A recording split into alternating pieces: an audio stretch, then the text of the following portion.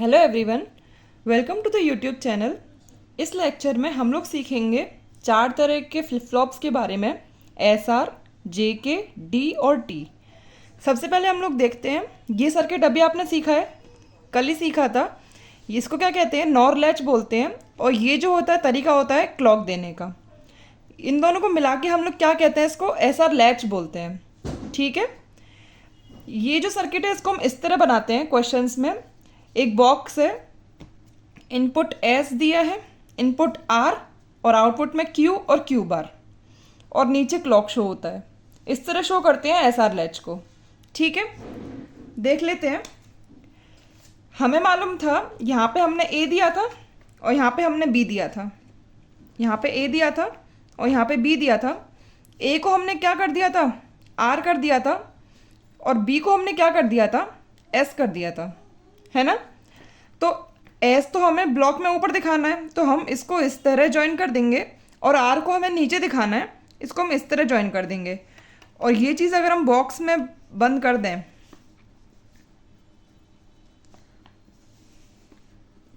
तो S R Q Q bar और clock, ये जो बॉक्स है ये है।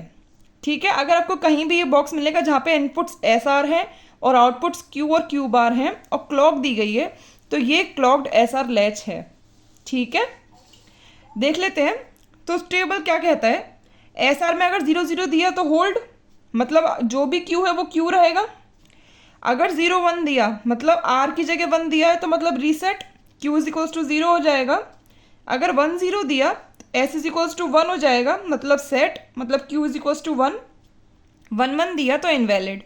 इनवैलिड मतलब यहाँ पे Q is equals to Q bar होता है ना, तो ये इनवैलिड कंडीशन है, तो हम लोग डोंट केयर लगा दिया है।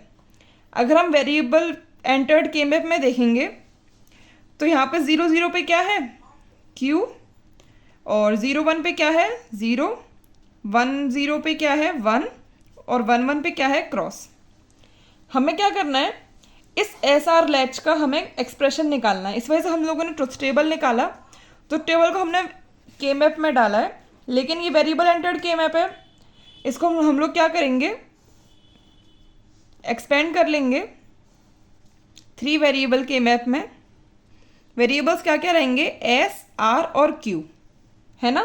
क्योंकि के मैप में 2 वेरिएबल के मैप में क्यू दे रखा है ना, 0 और 1 में नहीं दे रखा है। इस वजह से हम लोगों ने थर्ड वेरिएबल क्यू लिया।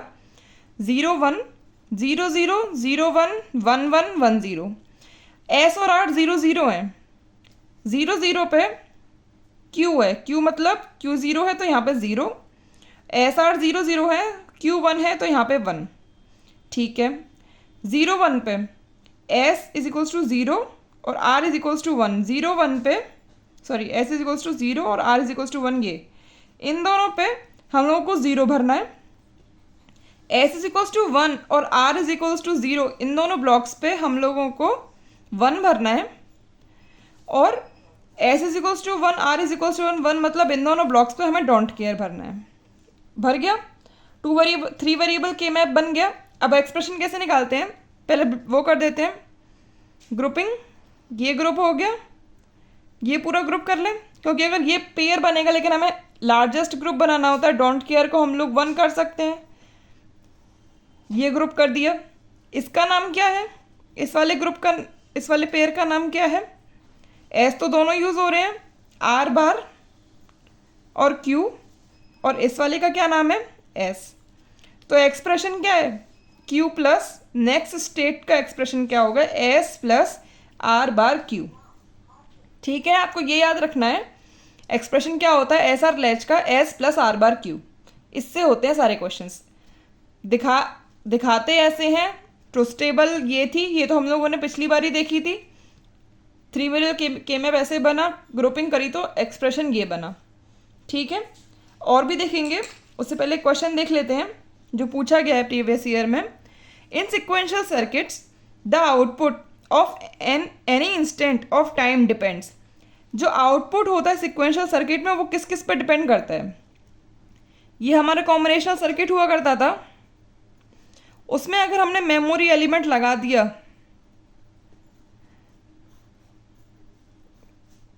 ये कॉम्बिनेशनल सर्किट था, ये मेमोरी एलिमेंट, तो ये पूरा जो था ये सिक्वेंशियल कहलाता था, है ना। तो इसमें ये जो आउटपुट है, एक तो ये इस वाले इनपुट पे डिपेंड कर रहा है और ये इस पे डिपेंड कर रहा है। ये क्या है, ये तो इनपुट है, और ये क्या है, ये प्रीवियस आउटपुट है जो पहले आउटपुट रह चुका और अब एज ए इनपुट काम कर रहा है। तो इसका जो आउटपुट है सिक्वेंशियल सर्किट का, वो आउटपुट किस किस पर डिपेंड करता है, एक तो इनपुट पे और एक प्रीवियस आउटपुट पे। तो वो जो दे रखा होगा ऑप्शन में वही चूज़ करना है। Only on input present at the instant of time, ये तो नहीं, ये तो कॉम्बिनेशन सर्किट का है, ये तो सिक्वेंशियल के लिए गलत है। On past output as well as present input, past outputs और प्रेजेंट इनपुट्स दोनों चीज़ कवर हो गई, ये है सिक्वेंशियल सर्किट का, ठीक है। ओनली ऑन पास्ट इनपुट्स नहीं, ओनली ऑन प्रेजेंट आउटपुट्स नहीं। आंसर क्या है, बी है, ठीक है। आगे देखते हैं, डी लैच देखते हैं। डी लैच किससे बनती है, एस आर लैच से ही बनती है। एस आर जो लैच है इसमें हम लोग क्या करेंगे, जो इनपुट डी है वो एस में देंगे और उसी का कॉम्प्लीमेंट आर में देंगे, तो ये हमारा डी लैच में कन्वर्ट हो जाता है। ये हम लोगों ने क्यों डी लैच बनाया, ये जो 2 वेरिएबल एस आर लैच था ये 1 वेरिएबल में ही चेंज हो गया। सिंगल इनपुट होता है एस आर लैच में, 2 इनपुट्स होते हैं ना, तो हम लोग को अगर 1 इनपुट की ज़रूरत है, 1 इनपुट लैच की, तो हम लोग डी लैच यूज़ करेंगे, इसलिए हम लोगों ने डी लैच बनाया था।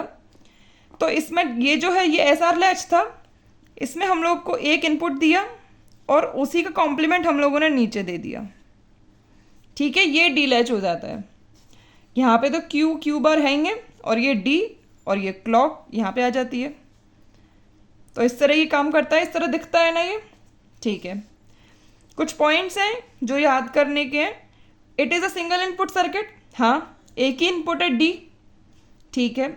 यूज्ड फॉर डाटा स्टोरेज, क्यों, क्योंकि अगर क्लॉक हम 1 दे देंगे कुछ भी राइट करने के बाद तो वो स्टोर हो जाता है इसमें, वो ही होल्ड होता रहेगा, ठीक है। कहाँ पे यूज़ होता है डी लैच, सबसे ज़्यादा डी लैच यूज़ होता है रजिस्टर्स में। आप कोई भी register, shift register, ring counter, Johnson counter, कुछ भी देखेंगे सब में डी लैच ही यूज़ होता है। ये आपको बाद में समझ में आ जाएगा, मैं जितना भी बनाऊंगी सब में डी लगातार लगाते चली जाऊंगी, 5-6 जितने लगाने सब डी फ्लिप फ्लॉप्स लगेंगे, ठीक है। डी लैच का दूसरा नाम क्या है, ट्रांसपेरेंट लैच। ये क्यों कहते हैं, क्योंकि जो भी डी होता है वो सेम टू सेम आउटपुट में चला जाता है, इसलिए इसको ट्रांसपेरेंट लैच बोलते हैं। वो भी आपको नीचे समझ में आ जाएगा क्यों ऐसा हो रहा है। मान लीजिए हमें डी लैच में 1 स्टोर करना है, क्या करेंगे, सबसे पहला स्टेप होता है राइट 1, ठीक है। 1 कैसे राइट करेंगे, डी इज इक्वल्स टू 1 दे दें। डी किससे जुड़ा हुआ है, एस से जुड़ा हुआ है, डी इज इक्वल्स टू 1 देने का मतलब एस इज इक्वल्स टू 1 देना और आर इज इक्वल्स टू 0 देना। मतलब ये कंडीशन किसकी है, सेट की है ना, सेट ही तो किया है। डी इज इक्वल्स टू 1 दे के इनडायरेक्टली हमने इसको सेट किया है। और फिर होल्ड करना, होल्ड करना मतलब 0-0 देना एस आर में। लेकिन हम लोगों ने सीखा कि क्लॉक से हम होल्ड कैसे कर सकते हैं, क्लॉक को 0 दे के। तो हम लोग ये देखेंगे, अब क्लॉक से हम लोग होल्ड करेंगे। ऐसे ही अगर हमें 0 स्टोर करना है तो हम लोग को क्या करना था, एस इज इक्वल्स टू 0 और आर इज इक्वल्स टू 1 देना था। लेकिन एस इज इक्वल्स टू 0 और डी में क्या होता है, डी इज इक्वल्स टू 0, तो मतलब डी इज इक्वल्स टू 0 दे दो। तो हम लोग का क्या कंडीशन हो गया, डी सेट का, है ना। और होल्ड के लिए क्लॉक इज इक्वल्स टू 0 कर दो। यहाँ पे क्लॉक 1 था, ठीक है। अगर हमें 0 राइट करना है तो डी इज इक्वल्स टू 0 दो और क्लॉक 1 दो, और यहाँ पे क्लॉक 0 कर दो। ऐसे ही यहाँ पे राइट 1 करना है तो क्लॉक सेट करो, डी इज इक्वल्स टू 1 दो और क्लॉक ये भी 1 दे दो, और बाद में क्लॉक 0 कर दो होल्ड करने के लिए, ठीक है। अगर हम एक्सप्रेशन निकालेंगे, ये तो स्टेबल थी एस आर की, तो हम लोग जो डी होता है वो एस ही होता है ना, एस, तो एस का ले लेंगे 0-0-1-1, तो डी भी 0-0-1-1 हुआ। उसमें से अगर हम खाली ये वाली जो स्टेबल ले लें इतनी कि अगर डी 0 है तो क्यू 0 है, डी 1 है तो क्यू 1 है, उससे हमारा क्या एक्सप्रेशन निकलता है, Q plus is equals to D. जो नेक्स्ट स्टेट है क्यू की, ये जो क्यू प्लस है वो डी ही है, जो भी डी होगा, 0 होगा तो 0 आ जाएगी, 1 होगा तो 1 आ जाएगी। या फिर हम इस तरह भी ट्विस्ट टेबल बनाते हैं, अगर क्लॉक 0 है तो फ़र्क नहीं पड़ता डी क्या है, आउटपुट चेंज नहीं होगा क्योंकि वो होल्ड में चला गया है। अगर क्लॉक 1 है तब अगर डी 0 है तो आउटपुट 0 हो जाएगा, डी 1 है तो आउटपुट 1 हो जाएगा। ठीक है, तो नेक्स्ट स्टेट क्या होता है, डी की इक्वल होता है। एक्सप्रेशन समझ में आ गया ना कैसे निकाला है। ठीक है, आगे हम लोग जे के और टी देखेंगे। उससे पहले हम लोग देखेंगे कि ट्रिगरिंग होती क्या है और ट्रिगरिंग करते कैसे हैं। 4 तरह की ट्रिगरिंग होती हैं। ये जो है एक क्लॉक का साइन है, यहाँ पे क्लॉक 0 है, 1 है, फिर 0 है। अगर ये पार्ट की ट्रिगरिंग हो रही है, इस पार्ट पर ट्रिगरिंग हो रही है, तो हम इसको क्या बोलते हैं, ये एक लेवल है, ये भी एक लेवल है, ये भी एक लेवल है। इसको हम क्या कहेंगे, पॉजिटिव लेवल ट्रिगरिंग। ठीक है, अगर ट्रिगरिंग इस वाले पार्ट पे हो रही है तो हम इसको क्या कहेंगे, नेगेटिव लेवल ट्रिगरिंग। ठीक है, अगर इस वाले पार्ट पे हो रही है, ये क्या कहते हैं, इसको हम एज कहते हैं। ये भी एक एज है और ये भी एक एज है, ये अपर गोइंग एज है, ये डाउन गोइंग एज है, तो इसको हम क्या कहेंगे, पॉजिटिव एज ट्रिगरिंग। ठीक है, और ये जो एज है डाउन गोइंग है, इसको हम क्या कहेंगे, नेगेटिव एज ट्रिगरिंग।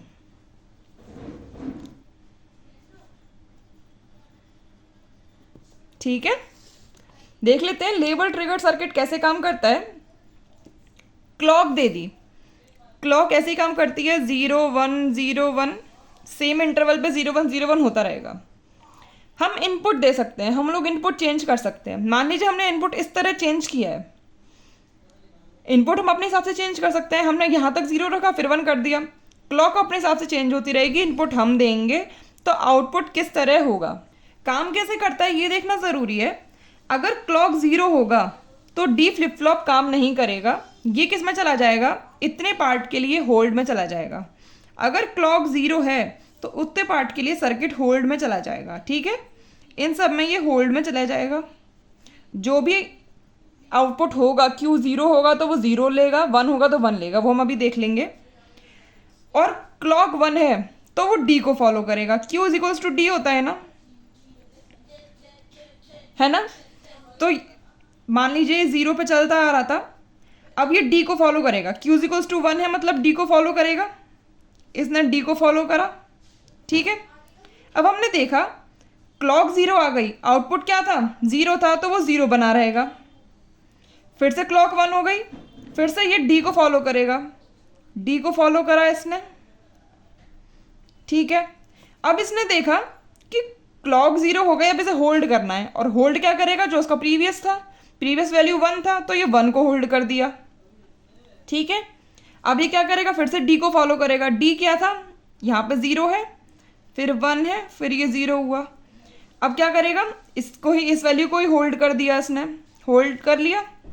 अब फिर से D को फॉलो करेगा, D यहाँ पे क्या है, 1 है, फिर 0 हुआ है, फिर से ये D को फिर होल्ड करा इसने, फिर इसने D को फॉलो किया, फिर होल्ड किया इसने, और फिर D को फॉलो किया। ये है Q की वेवफॉर्म ये है। तो इससे हमें क्या चीज़ देखने को मिली, ट्रिगरिंग मतलब चेंजेस हो रहे हैं किस पे, एक लेवल पे, यहाँ से यहाँ तक, इस पूरे ड्यूरेशन पर ट्रिगरिंग हो रही है, और क्लॉक 0 हो जा रहा है तो वही वैल्यू होल्ड हो जा रहा है। तो इस तरह काम करता है लेवल ट्रिगर्ड। अगर यही नेगेटिव लेवल ट्रिगर्ड होता तो इस ड्यूरेशन पर ट्रिगरिंग होती, तो ये वाला D की वैल्यू कॉपी होती है ना। हमने क्या दिखाया है, पॉजिटिव लेवल ट्रिगरिंग दिखाई है। तो 2 चीज़ पता चली इससे हमें कि ट्रिगरिंग जो हो रही है पॉजिटिव लेवल पे हो रही है, पॉजिटिव लेवल ट्रिगरिंग दिखाई है। और दूसरा, अगर क्लॉक 0 हो गई तो इसने क्या किया, प्रीवियस पोजीशन को होल्ड किया है। अगर Q इक्वल्स टू 1 था प्रीवियसली तो वो 1 को लेके गया, और Q इक्वल्स टू 0 था तो वो 0 को लेके गया। ठीक है, क्लॉक 0 हो जाएगी तो प्रीवियस पोजीशन ही होल्ड हो जाती है। तो ये सर्किट का मेन पॉइंट क्या है, लेवल ट्रिगर्ड में सर्किट एक्टिव रहता है पूरे ड्यूरेशन के लिए। जब तक क्लॉक 1 है तब तक वो पूरे ड्यूरेशन के लिए एक्टिव रहेगा सर्किट। ठीक है, कैसे दिखाते हैं, अगर हमें लेवल ट्रिगर्ड सर्किट दिखाना है तो हम लोग बस सीधे ऐसे दिखा देंगे। ये है पॉजिटिव लेवल ट्रिगर्ड और ये नेगेटिव। नेगेटिव लेवल ट्रिगर्ड में क्या करते हैं, बबल लगा देते हैं, ये नेगेटिव लेवल ट्रिगरिंग है। ठीक है, अगर क्लॉक इस तरह दी जाएगी तो ये नेगेटिव लेवल ट्रिगरिंग है, ऐसे दिया जाएगा तो पॉजिटिव लेवल ट्रिगरिंग है। आगे देखेंगे एज ट्रिगर्ड कैसे करते हैं। एज ट्रिगर्ड इसमें क्या होगा, क्लॉक शो तो इस तरह करेंगे, लेकिन क्लॉक दी कैसे जाती है, खाली एजेस पे एक्टिव रहती है। अगर हम पॉजिटिव एज लेते हैं, हम मान लीजिए हमने पॉजिटिव एज ट्रिगर दिखाना है, ये सारी पॉजिटिव एजेस हैं इस क्लॉक की, तो क्लॉक किस तरह काम करेगी, खाली पॉजिटिव एज पे 1 हो जाएगी, बाकी पे 0, थोड़े टाइम के लिए खाली पॉजिटिव एज पे 1 होगी, बाकी पे 0, इस तरह। ये होती है क्लॉक एज ट्रिगर्ड की। ठीक है, तो अब इसमें क्या होगा, क्लॉक इस तरह दी जाती है, शो इस तरह ही होगी, एरो लगा दिया जाएगा और डी दे रखा है। डी हम लोग खुद बनाते हैं, हम लोगों ने मान लीजिए इस तरह इनपुट दिया है, तो क्यू कैसे होगा देख लेते हैं। क्लॉक 1 हुई, मतलब क्यू ने डी को फॉलो किया, डी क्या है यहाँ पे 0 आ गया। फिर ये पूरे एंटायर ड्यूरेशन के लिए होल्ड करेगा। क्यों होल्ड करेगा, क्योंकि पूरे एंटायर ड्यूरेशन में क्लॉक 0 है। फिर से पॉजिटिव एज आया, क्लॉक का पॉजिटिव एज आया, तो उसने डी को फॉलो किया, डी क्या है 1 है, इसने 1 ले लिया। अब फिर से ये पूरे एंटायर ड्यूरेशन में क्यू इज इक्वल्स टू 1 को होल्ड करता रहेगा। फिर से पॉजिटिव एज आया क्लॉक का, इसने डी को फॉलो किया, डी क्या है 0 है। अब ये पूरे एंटायर ड्यूरेशन में क्यू इज इक्वल्स टू 0 ही फॉलो करेगा, होल्ड करेगा। अब फिर से पॉजिटिव एज आया, डी को देखेगा, डी 1 हो गया, उसने भी डी को फॉलो कर लिया, फिर ये होल्ड करेगा। फिर देखेगा क्यू इज इक्वल्स टू 0, क्यों, क्योंकि डी 0 हो गया, फिर से ये होल्ड करेगा। तो आउटपुट क्या हुआ, ये आया। कैसे आया, क्यों आया, क्योंकि ये एज ट्रिगर्ड सर्किट है, इसमें क्लॉक खाली पॉजिटिव एज जितना ड्यूरेशन के लिए ही 1 रहती है, बाकी पूरे ड्यूरेशन के लिए 0 रहती है। तो इसमें हमें 2-3 चीज़ें क्या सीखने को मिली। एक तो ट्रिगरिंग हो रही है इसमें पॉजिटिव एज पे, किस तरह क्लॉक दिखाई जाती है, इस तरह एरो बना दिया जाता है। क्लॉक में अगर एरो बना रहा है यहाँ पे तो पॉजिटिव एज ट्रिगर्ड है, अगर क्लॉक में एरो नीचे की तरफ इस तरह बनता तो वो नेगेटिव एज ट्रिगर्ड होता। ठीक है, दूसरा वो होल्ड करेगा प्रीवियस पोजीशन को for all the time till the next positive edge comes. ये भी हमने देख लिया, पूरे टाइम के लिए वो होल्ड कर रहा है, चाहे वो 0 हो चाहे वो 1 हो, जब तक कि दूसरी नेगेटिव पॉजिटिव एज नहीं आ जाती। नेगेटिव या फिर पॉजिटिव जिस पे भी ट्रिगरिंग हो रही है वो नहीं आ जाती, तब तक वो होल्ड करेगा। तो इससे हमें क्या पता चल रहा है कि सर्किट एक्टिव है कब, ओनली एट एजेस। सर्किट काम कर रहा है सिर्फ एजेस पे। ठीक है, हम लोग देख लेते हैं किस तरह दिखाई जाती है क्लॉक। एज में इस तरह एरो बना दिया जाता है। अगर ये एरो है और ये वायर है, ये है पॉजिटिव एज ट्रिगर्ड। अगर यहाँ पे बबल दे दिया एरो के संग तो ये नेगेटिव एज ट्रिगर्ड हो जाता है। समझ में आ गया। 4 तरह के हम, अगर इस तरह दे रखा है पॉजिटिव लेवल, इस तरह दे रखा है नेगेटिव लेवल, इस तरह दे रखा है पॉजिटिव एज, और इस तरह दे रखा है तो नेगेटिव एज। चारों क्लॉक अलग अलग तरीके से शो होती हैं, आपको पता चल जाएगा, देखते हैं कि कौन सा ट्रिगरिंग है। ठीक है, एक इम्पॉर्टेंट पॉइंट, अगर लेवल ट्रिगर्ड होता है तो हम उसे लैच मानते हैं। ठीक है, और अगर एज ट्रिगर्ड होता है तो हम इसे फ्लिप फ्लॉप मानते हैं। अगर लेवल ट्रिगर्ड है तो हम उसे लैच मानेंगे, और एज ट्रिगर्ड है तो हम उसे फ्लिप फ्लॉप मानेंगे। लेकिन जो मॉरिस मैनो बुक है उसमें अगर क्लॉक दिखाए सर्किट में तो उसे फ्लिप फ्लॉप मानते हैं, और क्लॉक नहीं दिखाता तो उसे लैच मानते हैं। ज़्यादातर ये फॉलो नहीं किया जाता है। आप लोग देख सकते हैं आप लोग को क्या याद रखना है। मेरे हिसाब से तो अगर लेवल ट्रिगर्ड है तो उसे हम लैच कह देते हैं, एज ट्रिगर्ड है तो उसे हम फ्लिप फ्लॉप कह देते हैं। ठीक है, आगे हम लोग देखते हैं। 2 फ्लिप फ्लॉप रह गए थे हमारे, JK और T फ्लिप फ्लॉप। ठीक है, JK फ्लिप फ्लॉप इस तरह शो होता है, JK QQ प्लस। ऐसा फ्लिप फ्लॉप में अगर हम S और Q बार का एंड करेंगे, सॉरी Q बार और J का एंड करेंगे और S में देंगे, और K और Q का एंड करके R में देंगे, तो वो JK बनता है। ये हम लोग बनाना सीखेंगे जब हम कन्वर्जन ऑफ फ्लिप फ्लॉप सीखेंगे कि हम लोग एस आर से जे के कैसे बनाते हैं। अभी हम खाली इसकी ट्रुथ टेबल और एक्सप्रेशन याद करते हैं, ठीक है। इसकी ट्रुथ टेबल क्या होती है, 0 0 पे ये होल्ड करता है, जो भी क्यू होगा वो ही होगा।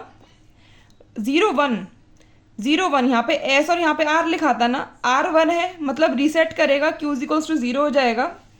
अगर 1 0 है, एस इज इक्वल्स टू 1 हो गया तो क्यू इज इक्वल्स टू 1 हो जाएगा, और 1 1 पे क्या होगा, टॉगल कर देगा। इसको टॉगल बोलते हैं। मतलब अगर 1 हुआ, प्रीवियस आउटपुट 1 हुआ तो उसको 0 कर देगा, प्रीवियस आउटपुट 0 हुआ तो उसको 1 कर देगा। ये होल्ड है, ये रीसेट है और ये सेट है, ठीक है। कैसे बनेगा, 0 1 0 1, 0 0 पे क्यू, 0 1 पे रीसेट, 1 0 पे सेट और 1 1 पे टॉगल। टॉगल मतलब क्यू का बार, जो भी क्यू है उसका बार, ठीक है। अब देखते हैं जे और के, ये हम 3 वेरिएबल देखते हैं। 0 1 लेबलिंग कर देते हैं, 0 0 0 1 1 1 1 0। जे इज इक्वल्स टू 0, के इज इक्वल्स टू 0 के ये दो ब्लॉक है, इस पे क्यू को फॉलो करेगा। क्यू 0 है, इधर क्यू 1 है।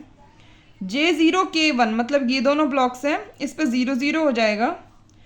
जे 1 के 0, जे 1 और के 0 ये दोनों ब्लॉक्स हैं, इधर 1 1 हो जाएगा। और जे 1 और के 1 ये दोनों ब्लॉक्स हैं, इस पे क्यू का बार, क्यू 1 है तो यहाँ पे 0, यहाँ पे क्यू 0 है, यहाँ पे 1, ठीक है। ग्रुपिंग करते हैं, हमें एक्सप्रेशन निकालना है। एक ग्रुपिंग कैसे हो जाएगी, ऐसे हो जाएगी, ठीक है। और एक ऐसे ग्रुपिंग हो जाएगी, डोंट केयर तो है नहीं है यहाँ पे, ये 0 ये 1 आ गया, तो एक ग्रुपिंग ऐसे हो जाएगी। इस वाले का नाम क्या होगा, जे तो दोनों यूज़ हो रहे हैं, के बार क्यू प्लस इन दोनों को, इस वाली ग्रुप पेयर का क्या नाम है, जे यूज़ हो रहा है और क्यू के दोनों यूज़ हो रहे हैं, क्यू का बार। ये एक्सप्रेशन है, ये एक्सप्रेशन आपको याद रखना है। शो ऐसे होता है, उसका एक्सप्रेशन ये होता है, ठीक है, आपको याद हो जाएगा। लास्ट फ्लिप फ्लॉप देख लेते हैं, टी फ्लिप फ्लॉप। जे के फ्लिप फ्लॉप में अगर हम लोग जो इनपुट देते हैं वही सेम के को दे दें तो वो जे के फ्लिप फ्लॉप टी में चेंज हो जाता है, ठीक है। या फिर हम एस आर में भी जो इनपुट हम एस को देते हैं वही इनपुट हम आर को दे दें तो वो फ्लिप फ्लॉप टी में चेंज हो जाता है।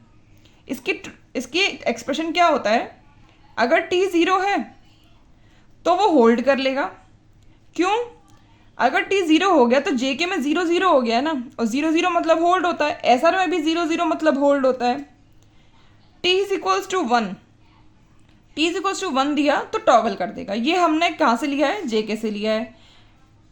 टी 1 मतलब जे और के दोनों 1 1 1 मतलब टॉगल है ना, तो क्यू इज इक्वल्स टू 1 हो जाएगा।